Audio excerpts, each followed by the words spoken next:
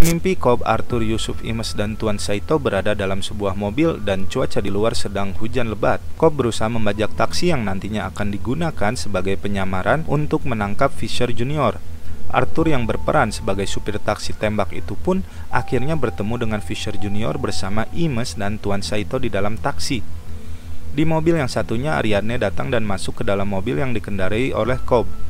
Namun tiba-tiba muncul kereta api besar dan mobil yang ditumpangi oleh Fisher Junior tiba-tiba diberondong peluru oleh sekelompok orang tak dikenal. Di aksi tembak-tembakan tersebut ternyata Tuan Saito terkena tembakan di bagian dada. Mereka pun menuju sebuah gudang tua untuk bersembunyi.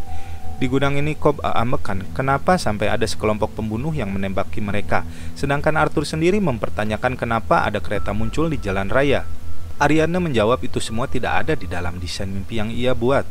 Ternyata Fisher telah mendapatkan pelatihan pertahanan alam bawah sadarnya apabila ia merasa terancam. Mereka pun lalu menurunkan Tuan Saito yang tertembak di bagian dada, namun saat Imes ingin membunuhnya agar segera terbangun dari mimpi, Cobb datang menghalangi. Ternyata di dalam ekstraksi mimpi kali ini berbeda.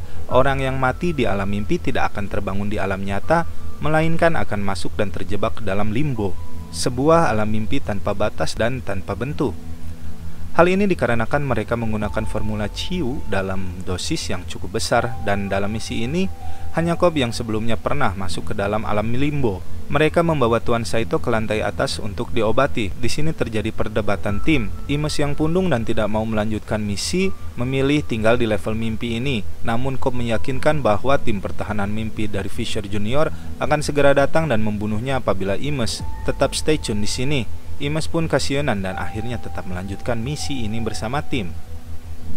Tim ini pun menginterogasi Fisher Junior dan meminta angka kombinasi berangkas pribadi milik sang ayah. Namun Fisher Junior tak mengetahuinya. Lalu datanglah Imes yang menyamar sebagai Browning, paman sekaligus ayah baptis Fisher Junior.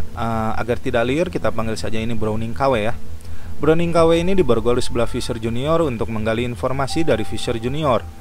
Terjadi perbincangan dari hati ke hati. Fisher Junior mulai curhat tentang ayahnya kepada Browning KW karena mengira itu pamannya yang asli. Di sisi lain, Cobb dan Ariadne sedang berusaha mengobati Tuan Saito, dan Cobb menjelaskan apabila masuk ke tingkat level mimpi selanjutnya, maka tingkat kesakitan yang akan dirasakan Tuan Saito akan berkurang.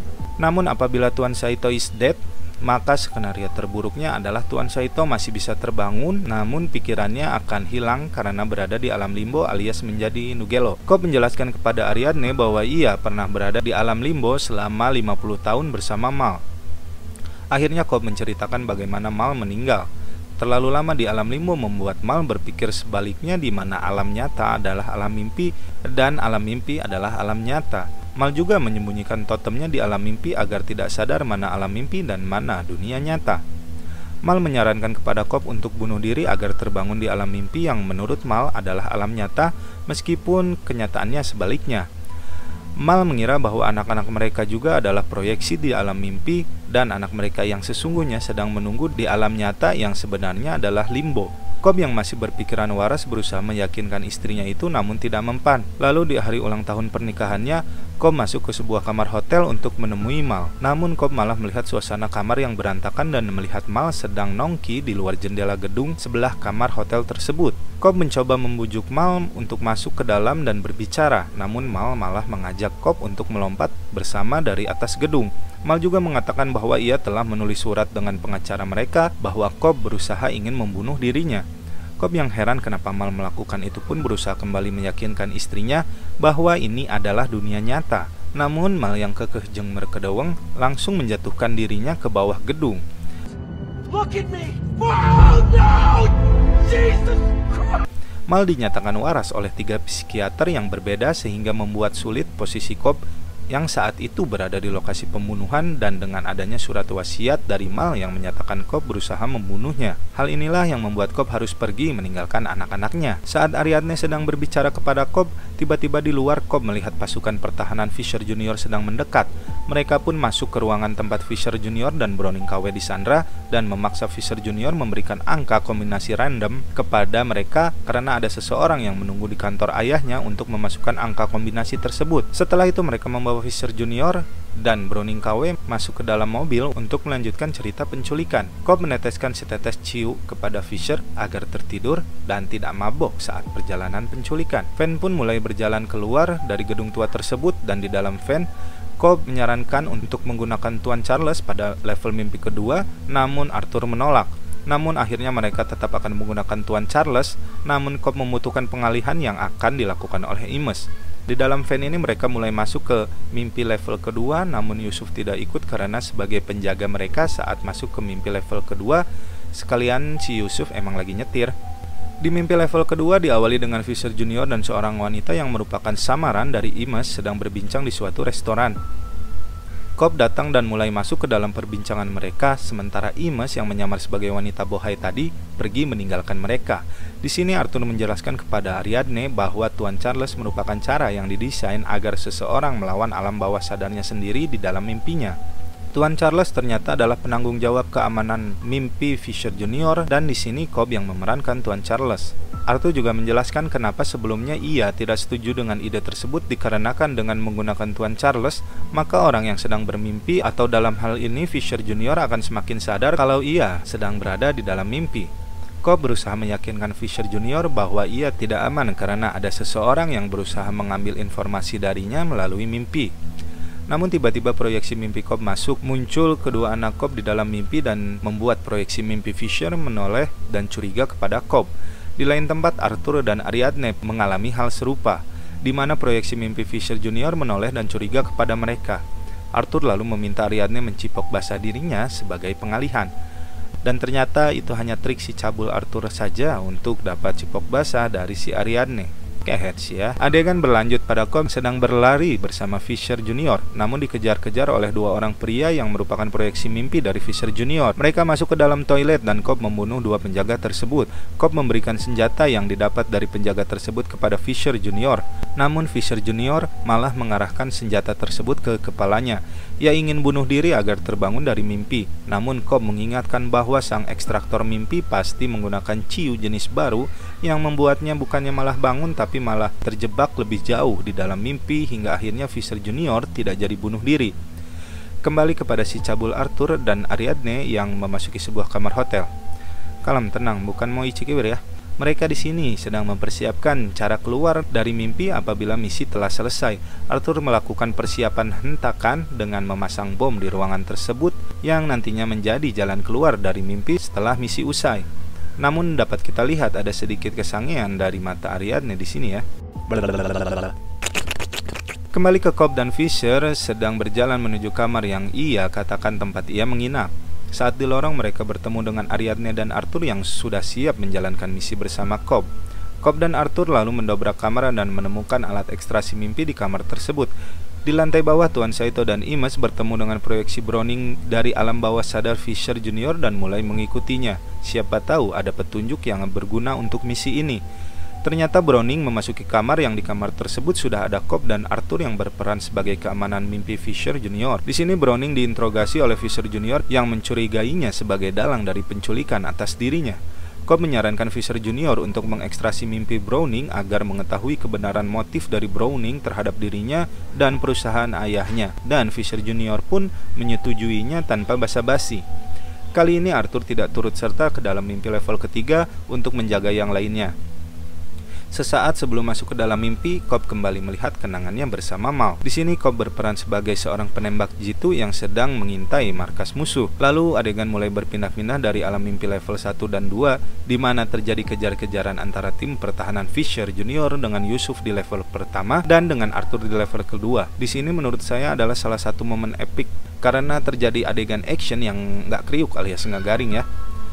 Arthur di sini diikuti oleh dua orang penjaga yang pada akhirnya dapat dia kalahkan. Sedangkan Yusuf sedang kewalahan menghadapi musuhnya dan mobil mereka terjebak di tengah jembatan.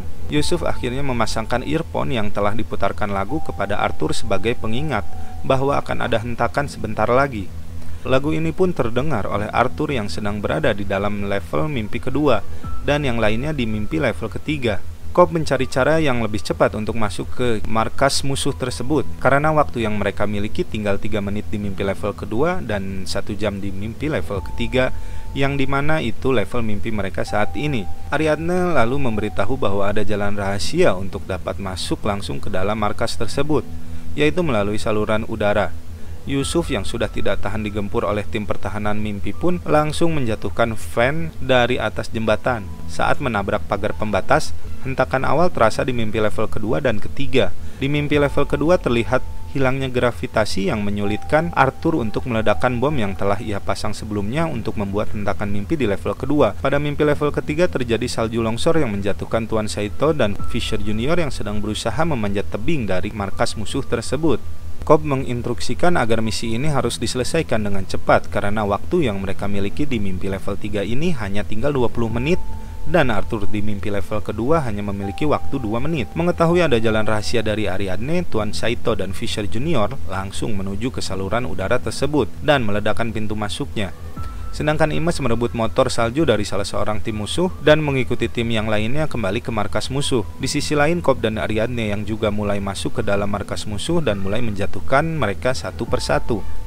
Di mimpi level kedua, Arthur segera mengambil semua bom yang telah ia pasang sebelumnya, lalu melilitkannya pada Cobb, Tuan Saito, Ariadne, Fisher Junior, dan Imes dengan kabel telepon agar mereka saling terikat satu sama lain saat terjadi hentakan.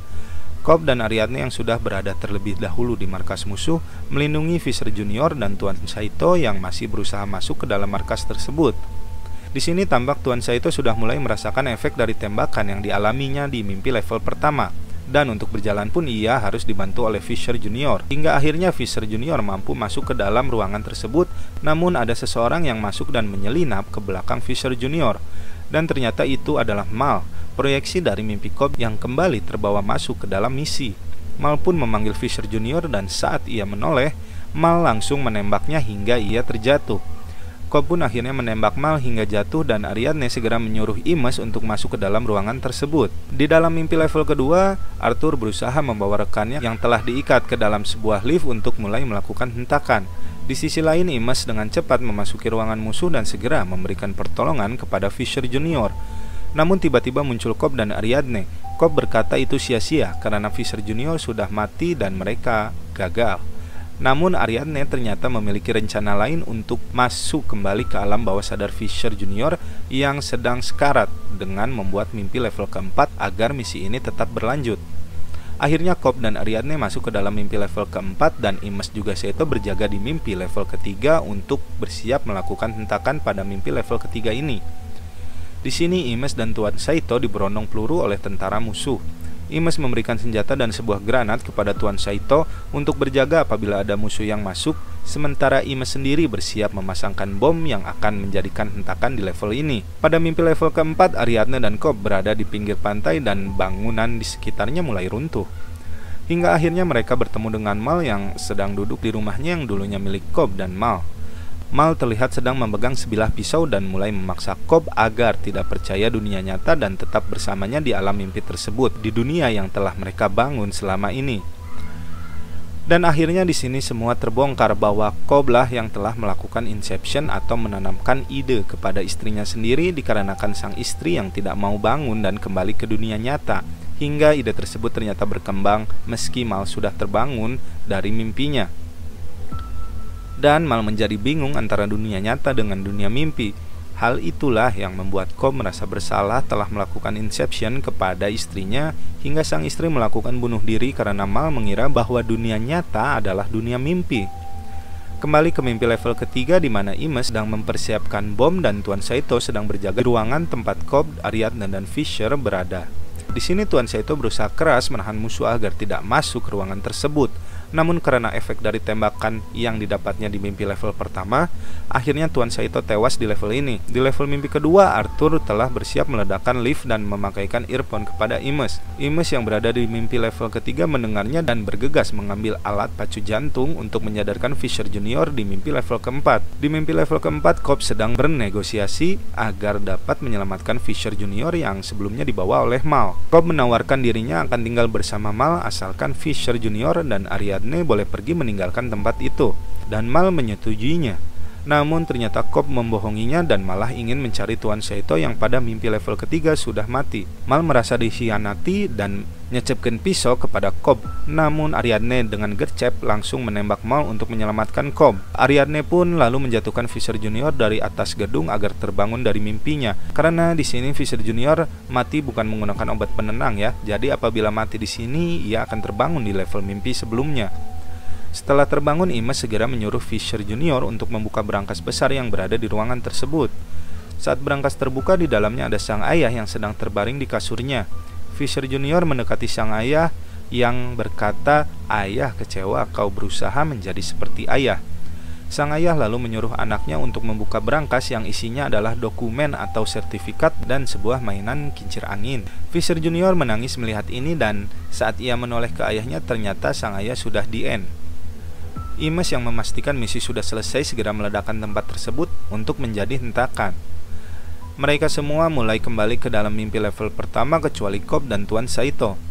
Cobb sendiri masih berada di mimpi level keempat sedang memeluk sang istri yang telah tertembak oleh Ariadne. Mal akhirnya meninggal dunia di pelukan Cobb. Kembali ke mimpi level pertama di mana Van yang ditumpangi Yusuf dan yang lainnya sudah jatuh ke dalam air. Satu persatu dari mereka mulai terbangun dan berenang ke pinggiran, kecuali Cobb dan Tuan Saito yang masih terjebak di mimpi level keempat. Dan ternyata pria tua yang berada di awal mimpi, tukang bakso. Dan ternyata pria tua yang berada di awal film merupakan Tuan Saito, dan Cobb berusaha meyakinkan Tuan Saito untuk kembali ke dunia nyata bersamanya. Namun tiba-tiba Cobb terbangun dari mimpinya dan langsung berada di dalam pesawat bersama para rekannya, di mana itu adalah dunia yang nyata. Ia merasa ada yang janggal di sini. Cobb ragu apakah ini dunia nyata ataukah masih berada di dalam mimpi yang lainnya. Akhirnya Cobb tiba di bandara LA dan dapat melewati bagian pemeriksaannya dengan selamat sesuai janji Tuan Saito. Cobb akhirnya dapat kembali ke keluarganya. Di bandara ia dijemput oleh sang ayah, Miles, yang mengantarkannya ke rumah untuk bertemu anak-anaknya. Karena merasa ragu, Cobb pun mulai memutar totemnya yang apabila totemnya berhenti berputar setelah beberapa saat, maka ia berada di dunia nyata. Namun apabila totemnya terus berputar tak berhenti, maka itu artinya ia masih berada di dalam mimpi, atau dengan kata lain, ia terjebak di dalam limbo.